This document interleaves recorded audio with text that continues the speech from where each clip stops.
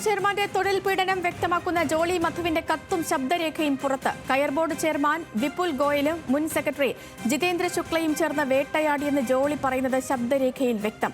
അഴിമതിക്ക് കൂട്ടുനിൽക്കാത്തതാണ് വൈരാഗ്യത്തിന് കാരണമെന്നും ജോളി പറയുന്നുണ്ട്. ഈ കള്ളനായ ശുക്ലയ്ക്ക് സെക്രട്ടറിയുടെ ചാർജും കിട്ടി. അവിടെ മിനിസ്ട്രിയിലുള്ള ഒരു വിപുൽ ഗോയൽ എന്ന് പറഞ്ഞ ആൾക്ക് ചെയർമാൻ്റെ ചാർജും കൊടുത്തു. അപ്പോൾ ഈ ശുക്ല കാശ് കൊടുത്ത് വിപുൽ ഗോയലിനെ അയാളുടെ പോക്കറ്റിലാക്കി വെച്ചിരിക്കുക. ഇയാൾ എന്തെഴുതുന്നോ അതുടനെ വിപുൽ ഗോയൽ സൈൻ ചെയ്ത് ഇങ്ങോട്ട് തരും. അപ്പോൾ ശുക്ലയാണ് ഇപ്പോൾ ഈ കാര്യങ്ങളെല്ലാം തീരുമാനിക്കുന്നത്. ശുക്ലയ്ക്കാണ് എന്നോട് ദേഷ്യവും. അയാൾ കക്കാനായിട്ട് ഒത്തിരി ഫയലുകളിൽ എഴുതിയതെല്ലാം ഞാൻ ഉടക്കി. അതിൻ്റെ റിവഞ്ചാണ് ഈ തീർക്കുന്നത് മുഴുവനും. അപ്പം അതുകൊണ്ട് തന്നെ ഇവരോടൊന്നും റിക്വസ്റ്റ് ചെയ്യാനും കാല് പിടിക്കാനും പോകാൻ ഞാനൊട്ട് തയ്യാറുമില്ല.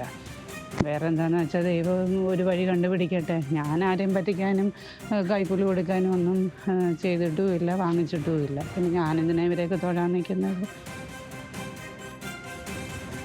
തൊഴിലിടത്ത് തനിക്ക് മാനസിക പീഡനം നേരിടേണ്ടി വന്നിട്ടുണ്ടെന്നാണ് ജോളി കത്തിൽ ആരോപിക്കുന്നത്. ഈ കത്തെഴുതുമ്പോഴാണ് ജോളി കുഴഞ്ഞു വീണതും തുടർ ചികിത്സയിലിരിക്കെ മരിച്ചതും. ഇതിനിടയിൽ കേന്ദ്രമന്ത്രി പീയൂഷ് ഗോയൽ കയർ ബോർഡ് ആസ്ഥാനം സന്ദർശിക്കും. പരാതിയുടെയും ആരോപണങ്ങളുടെയും പശ്ചാത്തലത്തിലാണ് സന്ദർശനം. വിവരങ്ങളുമായി ഷീന മാറ്റുണ്ട്. ഷീന, ജോളി മധുവിന്റെ മരണത്തിന് പിന്നാലെ തന്നെ കുടുംബം ഉന്നയിച്ചിരുന്നു കയർ ബോർഡിലെ ഉന്നത ഉദ്യോഗസ്ഥർക്കെതിരെ ഗുരുതര ആരോപണങ്ങൾ. ഈ ആരോപണങ്ങൾ ശരിവയ്ക്കുന്ന ശബ്ദരേഖയും കത്തും ഇപ്പോൾ പുറത്തു വന്ന സാഹചര്യമാണ്. ഈ കത്തിലെ ഉള്ളടക്കം എന്താണ്? ശബ്ദരേഖയിൽ പുറത്തു വന്നിട്ടുണ്ട്. ഇതിന് പിന്നാലെ ജോളി മധുവിന്റെ ബന്ധുക്കൾ, കുടുംബം പ്രതികരിച്ചിട്ടുണ്ടോ? ഒപ്പം തന്നെ ഇന്ന് കയർ ബോർഡ് ആസ്ഥാനം കേന്ദ്രമന്ത്രി പീയൂഷ് ഗോയൽ സന്ദർശിക്കുന്നുണ്ടല്ലോ, ആ വിവരങ്ങൾ കൂടി.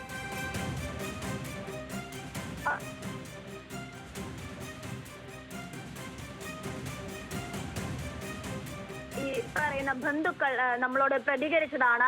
ഈ കയർ ബോർഡ് എന്നത് പ്രവർത്തിക്കുന്നത് ഒരു ബോർഡായല്ല, അതിന് പകരം സെക്രട്ടറിയും ചെയർമാനും എന്ന രണ്ട് വ്യക്തികളുടെ കീഴിലാണ്, ആ അധികാരത്തിന്മേലാണ് ഇത്തരത്തിൽ കയർ ബോർഡ് പ്രവർത്തിക്കുന്നതെന്ന് അന്ന് തന്നെ ബന്ധുക്കൾ ആരോപിച്ചിരുന്നു. ഇതൊക്കെ ശരിവെക്കുന്ന രീതിയിലുള്ള കത്തും അതേപോലെ തന്നെയുള്ള ഓഡിയോ, അതേപോലെ തന്നെ ശബ്ദരേഖയുമാണ് ഇപ്പോൾ പുറത്തു വന്നിരിക്കുന്നത്.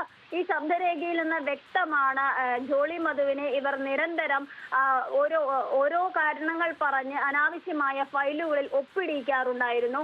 ആ ഫയലുകൾ ഒപ്പിട്ട് കൊടുക്കാത്തതിന്റെ ദേഷ്യവും ജോളി മധുവിന് ഈ പറഞ്ഞ മുൻ സെക്രട്ടറി ആയിരുന്ന ജിതേന്ദ്ര ശുക്ലയ്ക്ക് ഉണ്ടായിരുന്നു.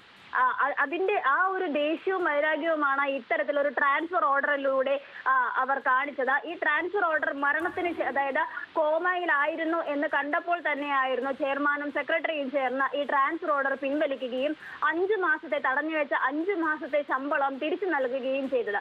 അതിൽ നിന്ന് തന്നെ വ്യക്തമാണ്, അതായത് ഇവരുടെ കയ്യിൽ, ഇവരുടെ അധികാര പരിധിയിൽ നിന്നുകൊണ്ട് ചെയ്യാൻ പറ്റുന്ന കാര്യങ്ങളായിരുന്നു ഇത്തരത്തിൽ ജോളി മധുവിനുണ്ടായിരുന്ന ട്രാൻസ്ഫർ ഓർഡറും അത് സംബന്ധിച്ചുള്ള ശമ്പള രീതിയിലുള്ള കാര്യങ്ങളൊക്കെ തന്നെയും. പക്ഷേ അത് തടഞ്ഞു വെച്ചത് കൊണ്ടും അത്തരത്തിലൊരു പ്രതികാര നടപടി ജോളി മധുവിനെതിരെ എടുത്തത് ഇത്തരത്തിൽ ഇവർക്കെതിരെ, ഈ ചെയർമാനും സെക്രട്ടറിക്കുമെതിരെ നടത്തിയിട്ടുള്ള അഴിമതിക്കെതിരെ നടത്തിയിട്ടുള്ള ശബ്ദമുയർത്തലിൽ നിന്നാണ്.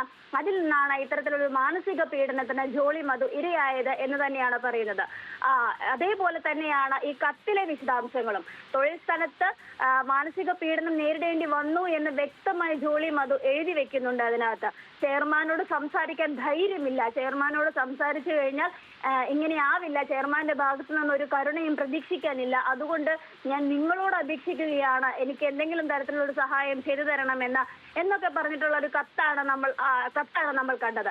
അപ്പൊ അത്തരത്തിൽ ഈ പറയുന്ന ചെയർമാന്റെയും ഈ പറയുന്ന സെക്രട്ടറിയും നിരന്തരം മാനസികമായി തൊഴിലിടത്ത് ബുദ്ധിമുട്ടിച്ചിരുന്നു എന്നുള്ള തരത്തിലുള്ള വിവരങ്ങളാണ് ഇതിൽ നിന്നൊക്കെ തന്നെ പുറത്തു വരുന്നത്. സേതുലക്ഷ്മി, ഈ തൊഴിൽ സ്ഥലത്ത് പീഡനം നേരിടേണ്ടി വന്ന ആളാണ് ഞാനെന്ന് ജോളി മധു തന്നെ കത്തിൽ എഴുതിയിട്ടുണ്ട്. എൻ്റെ ജീവിതത്തിനും ആരോഗ്യത്തിനും അത് ഭീഷണിയായി, അതുകൊണ്ട് ഞാൻ നിങ്ങളോട് കരുണയ്ക്കായി യാചിക്കുകയാണ്. എൻ്റെ വിഷമം മനസ്സിലാക്കി എന്നെ കരകയറാൻ കുറച്ച് സമയം നൽകൂ എന്നതടക്കമുള്ള കാര്യങ്ങൾ ജോളി മധു ഈ കത്തിൽ പറഞ്ഞിട്ടുണ്ട്. കയർ ബോർഡ് ആസ്ഥാനത്ത് നിന്ന് ഏതെങ്കിലും തരത്തിൽ ഈ വിഷയത്തിലൊരു പ്രതികരണം ലഭ്യമാണോ ഷീന?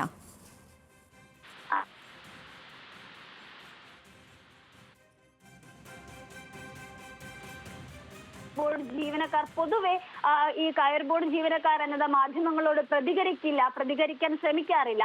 അത്തരത്തിൽ നമ്മൾ അന്ന് ഈ ജോളി മധു മരിച്ച് 1 മണിക്കൂർ പിന്നിട്ട ശേഷമായിരുന്നു കയർ ബോർഡ് ആസ്ഥാനത്ത് ഇത്തരത്തിലൊരു പ്രതിഷേധം എന്ന് പറയാനാകില്ലെങ്കിൽ പോലും അവരുടെ ജീവനക്കാർ കൂട്ടം കൂടി നിന്ന് ഇത്തരത്തിൽ സംസാരിക്കുന്ന ഒരു സ്ഥിതി ഉണ്ടായിരുന്നു. പക്ഷേ എന്നിട്ട് പോലും ഇത്തരത്തിൽ കയർ ബോർഡ് ജീവനക്കാരിൽ ഒരാൾ മരിച്ചിട്ട് പോലും ഇത്തരത്തിൽ ഏതെങ്കിലും തരത്തിൽ ഈ പറയുന്ന സെക്രട്ടറിക്കെതിരെയോ ചെയർമാനെതിരെയോ ഏതെങ്കിലും ഒരു പ്രതിഷേധ നടപടിയോ എന്ന നിലയ്ക്കോ അല്ലെങ്കിൽ ഏതെങ്കിലും തരത്തിലുള്ള ഒരു നടപടിക്കോ തുടർന്ന് സംസാരിക്കാനോ അവിടുത്തെ ജീവനക്കാർ പോലും തയ്യാറായിട്ടില്ല എന്നുള്ളതാണ്. ഇന്ന് ഈ പറഞ്ഞതുപോലെ ഇത്തരത്തിൽ എന്തെങ്കിലും പ്രതികരണങ്ങൾ ഇനി ഉണ്ടാകുമോ എന്നറിയണം. ഈ നടപടിയിൽ ജോളി മധുവിന്റെ മരണവും ഇത്തരത്തിൽ ശബ്ദരേഖയും കത്തുമൊക്കെ പുറത്തു വന്ന സ്ഥിതിക്ക് ഇനി ജീവനക്കാരുടെ ഭാഗത്തു നിന്ന് ഏതെങ്കിലും തരത്തിലുള്ള ഒരു സഹകരണമോ അല്ലെങ്കിൽ അവരോട് ഏതെങ്കിലും തരത്തിൽ ജോളി മധു ഈ വിഷയം സംസാരിച്ചിരുന്നുവോ പങ്കുവെച്ചിരുന്നുവോ എന്നുള്ള കാര്യം ശരി ഷീന.